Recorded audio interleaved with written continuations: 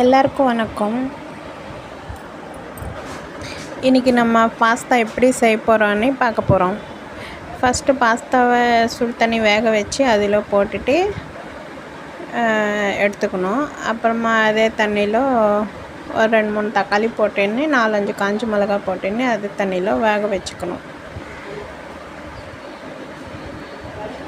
கொஞ்ச நேரம் வெந்ததுக்கப்புறம் அது ஒரு மிக்ஸி ஜாரில் மாற்றிக்கணும்.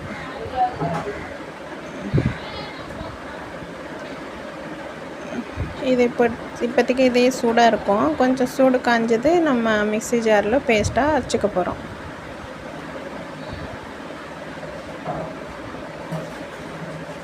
இப்போ இது சூடு காஞ்சிச்சு, நம்ம மிக்ஸி ஜாரில் போட்டு மையாக அரைச்சிக்கலாம்.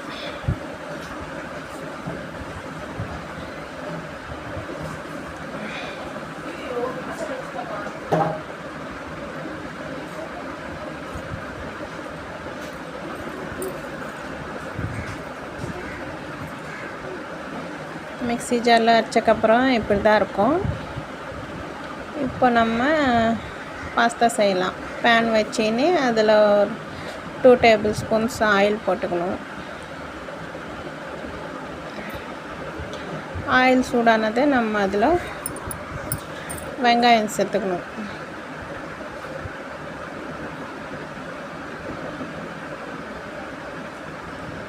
ஃபஸ்ட்டு கொஞ்சம் கடுகு போட்டேன்னு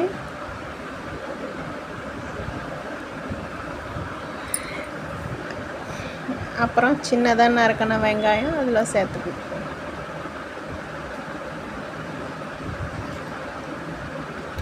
காரத்துக்கு ஒரு பச்சை மிளகாய் சேர்த்துக்கிறோம். உங்களுக்கு காரம் நிறைய வேணும்னா ஒரு 3 பச்சை மிளகாய் சேர்த்துக்கோங்க.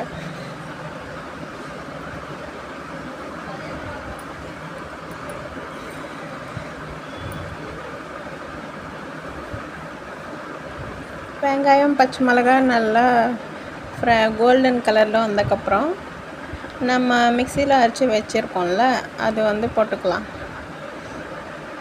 நடுவில் கொஞ்சம் கருவேப்பிலை கூட போட்டுக்கலாம். லைட்டாக உப்பு போட்டிங்கன்னா சீக்கிரமாக அந்த வெங்காயம்லாம் ஃப்ரை ஆகிடும். இப்போ நம்ம மிக்சியில் அரைச்சி வச்ச விழுது அதில் சேர்த்துக்கலாம். சேர்த்துட்டு லைட்டாக சூடான போதும். நம்ம ஏற்கனவே அது வேக வச்சனால ரொம்ப வேகணும்னு அவசியம் இல்லை.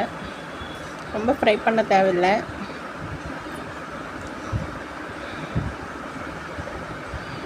இதில் கொஞ்சம் அப்போது சோயா